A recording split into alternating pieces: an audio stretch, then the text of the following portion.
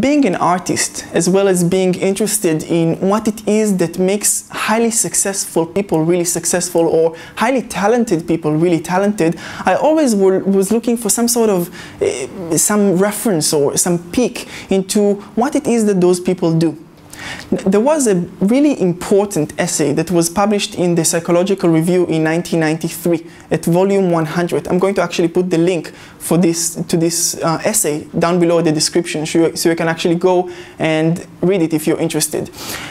The study that was done back in the beginning of the 90s by 3 researchers showed some really cool and interesting things about what differentiates between the average people and the people that are really successful. These researchers went to Universität der Kunst, some big university in which they study music in Berlin. And they went to the people that studied violin and they compared them. They asked the teachers to tell them who are the best violinists, who are the best violinists, and they would kind of differentiate them from the group. So they had, say, the elite violinists and then the average violinists. All of them were in fairly high quality in order to, be in this university, but nevertheless there were the really peak performers, amazing violinists that they actually thought, the teachers thought that they would go on and participate in 2 of Berlin's best orchestras. So this study is really important because it really shows us the differences between the 2 groups, and I want to share with you some of the findings that they found. The most important assumption that we need to get out of the way is that the group of the elite violinists spent more time practicing than the average violinists. It's not true. Isn't that interesting? They actually worked the same amount of hours, 50 hours a week. So if they worked the same amount of hours, what differentiated them so much? The group of researchers gave them sheets of paper to actually write exactly what they are practicing about. So what they are practicing and what they are teaching themselves in those hours of their practice. And they found something really interesting. The violinists that were really successful, the elite violinists, were spending time on what was called deliberate practice, 3 times more than the other violinists.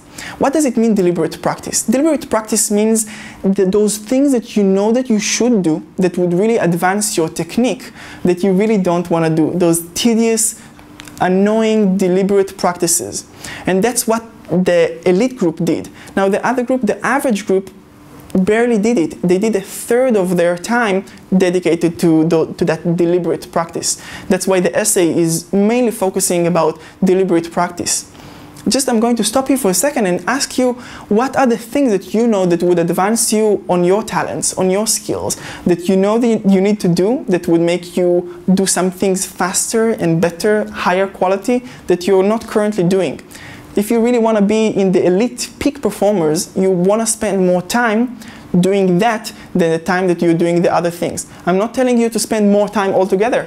But within the time that you are practicing or doing whatever it is that you do, you want to spend more time doing the things that are really tedious, the hard work. You really want to spend time doing that. So that's the first important difference.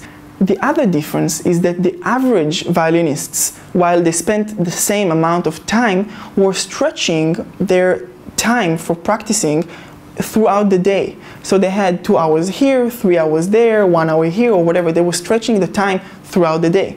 Those elite peak performers only were putting it in consolidated times, twice a day usually, in very specific times. So the third difference, which is related to the second, was that the peak performers actually had a set time, twice a day, from which they did not deviate. While the other average violinists in that study were both spreading the practice throughout the day, as well as changing the times in which they would practice. The fourth, and in my eyes perhaps the most interesting thing, is that as far as the sleep, and listen to that, as far as the sleep, the elite violinists were sleeping 1 hour more on average than the average violinists. 1 hour more. I remember when I read that, I was like, whoa, this was just blowing my mind. Because you see, I often, was beating myself or telling myself, you're sleeping too much, you need to wake up earlier, you need to do more work. And I was at one point on a regimen of 5 hours of sleep. I was so sleep deprived and so unhappy. And I kept telling myself, if you want to be successful, if you want to be a successful business person, you might as well sleep less. And it's wrong. It's so amazing. You know how many hours Einstein slept?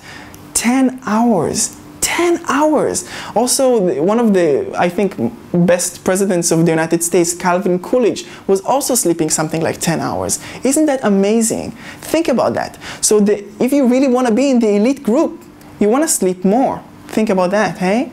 And the fifth and, last, in many ways not least, difference was that the peak performers had more leisure time, had more time to actually relax and de-stress and to have more fun, while the average were, as they were so busy with the different, schedule, having all those practices throughout the day, were actually under lots of stress, not having much leisure time, as, those elite performers. So interesting, hey? How those elite performers were actually more relaxed than the ones that were just spending their time doing different things. Hamoud, Yuval. And so interesting how isn't that interesting how the ones that were the elite performers were actually more relaxed than the average? Think about this really interesting essay with those great findings, and think just for a few minutes how you can apply it in your life. For example, once I've read that, I was saying to myself, the fact that they are using the time that is very consolidated and the time that is very set, that they don't deviate from it, that's something really important. And I, every morning at 7:15, 5 days a week, speak to my accountability partner. Every morning. I have 2 accountability partners, so that's one of my accountability partners, and I speak to her every morning, and it's a set time. So once something is in a set time, that really helps you to kind of get your mind around it, and it's, it just makes life much more organized. Also, with painting, I realized that much of the time I was spending on, kind of doing what I was already good at doing, instead of working on the things that I didn't feel really comfortable with, say, for example, playing with lights and shades. And once I started to really look at the trees and do some deliberate sketching and have the light illuminate the, whatever tree that I was painting, this deliberate practice eventually really enhanced my performance and made me a better painter. So think about these 5 findings. I'm going to repeat them for you just so you can, live with them. Deliberate practice. 3 times more the elite violinists were spending within the time that they were practicing on deliberate practice, the hard work. They were also doing their practice within consolidated time, so shoved in 2 sessions throughout the day. They also had set times that were differentiated, that were something that was not to be deviated from. They also slept more, and they had more leisure time. So if you really want to be successful, you don't have to work more. In some ways, you might need to work less, but just smarter. I hope you enjoyed it. I just love this essay. Check it out in the description below. Thanks.